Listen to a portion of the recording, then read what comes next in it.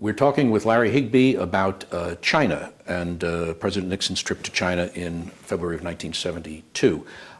Larry was the assistant, the chief of staff to the president's chief of staff, H.R. Haldeman. How did you find out you were going to China?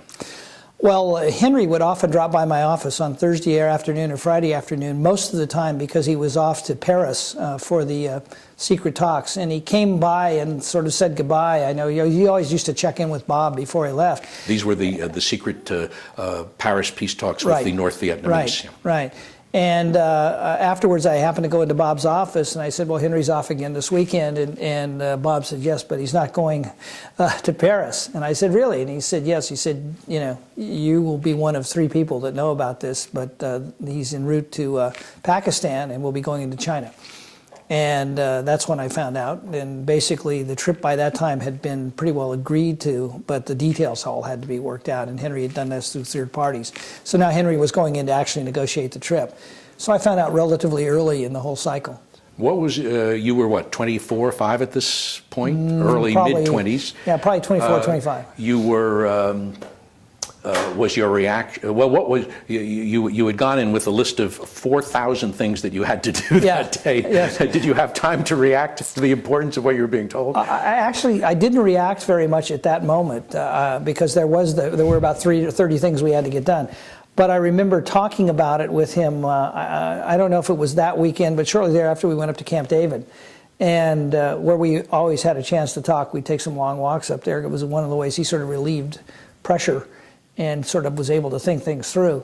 And we talked about it, and we talked about the absolute significance of it, and also a lot about the logistics nightmare that we were facing, trying to figure out how to get it all done, and what kind of structure we needed to set up to do that, because you still had to run the presidency. You couldn't just everybody turning all of a sudden worry about China. There was a lot of other stuff going on, like the Vietnam War there and this sort of thing. So I think that we really needed to think through, and as we were thinking all of that through, sort of the significance of this really began to hit you, because frankly China was just sort of off on its own. I mean, we were all focused on the Cold War, which means you had to focus on Russia, and you had to focus on Vietnam, you had to focus on things that were taking place in Europe, and then there was always the Middle East if you had some extra time on your hands. So the thought of China really sort of grew slowly, and then as you got closer and closer, you really realized what an incredibly profound action this would be. What was the trip on? You were on Air Force One. On the way there. What was the atmosphere? Do you remember? Did you look out the window for the first time and see China? Well, you know, we took the trip in stages. We didn't go right in, so it took some time, and I think that, you know, everybody was sort of prepped.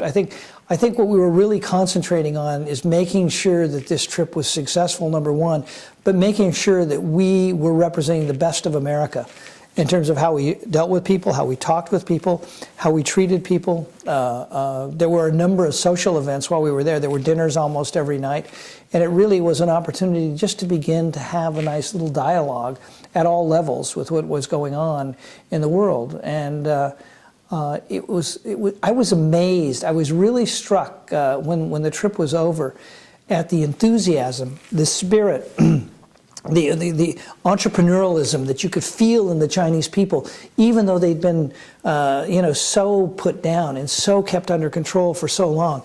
I mean, you just sensed it when you went out and talked. We went out in the marketplace. There were no newspapers then. The newspapers were printed on the wall and pasted on the wall, and so they didn't even know we were there till 3 days after we arrived.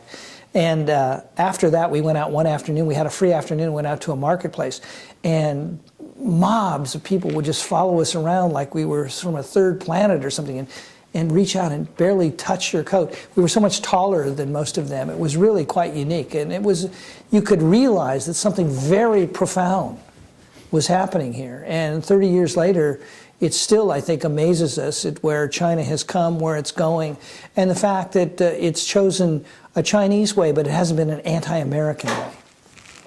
What were your functions? What was your job on the trip? Actually, my job on the trip was to primarily maintain communications back with what was going on back in the United States, and also make sure we got the news summary there every day. We didn't have a real planned agenda, and the planned agenda that we did have was a lot of just touring, if you'll recall. So there was really a lot of opportunity for the staff just to sort of get to know China and see what was going on. I mean, I had all my normal duties and primarily, you know, really trying to maintain communications with what we had going on back in the United States and what issues were going on. Also, the president was tremendously interested in learning how the story was being played in the United States. So we had a large volume of newspapers and newspaper clips and also television clips, just to give him a sense of what was going on and how it was being received by the American public. Were there problems, unforeseen? What was the biggest glitch that we don't know about until today? I wouldn't say it was a glitch. It was a surprise, and was sort of alluded to earlier, which was the fact that the president had like 15 or 20 minutes notice that Mao wanted to see him, and whether or not that should actually take place, how it should take place. And basically, he took off. I mean, Haldeman, this is probably the only time Haldeman wasn't with him. He and Kissinger. And I guess I'm not sure if Ziegler went either. But you know, and then they were off to see Mao. And this was going to be like an unbelievable moment. And virtually none of his staff was there. I think the story is that he was in in his room at the guest house. He was in his underwear, smoking a Great Wall cigar, thinking that the events for the day were finished. Yeah. And then the word comes in that now's the moment, and he. I think the other funny thing, in talking to Henry afterwards, apparently the translator had actually taken several classes from Henry at Harvard, and Henry felt a little uneasy about that. What, you allude to it a little bit, what's the legacy of that trip that changed the world, that week that changed the world? Well, I think we now are talking to everybody in the world. We have some open communication as opposed to having a fifth of the world's population not really involved in the dialogue, number one. Number two, it clearly set China on a different course of gradually moving away from this strong socialist dictatorship that they had to loosening their economy, to loosening the regulations, for the beginning the development of industry, which is going to lead continually to a better life, really, for all the Chinese people. And China is now a member of the world community, and the people there are a member of the world community. And in the long run, that's good. We may have our glitches on a daily basis with the Chinese, but clearly, if they hadn't been part of the world community, just think about one tiny thing.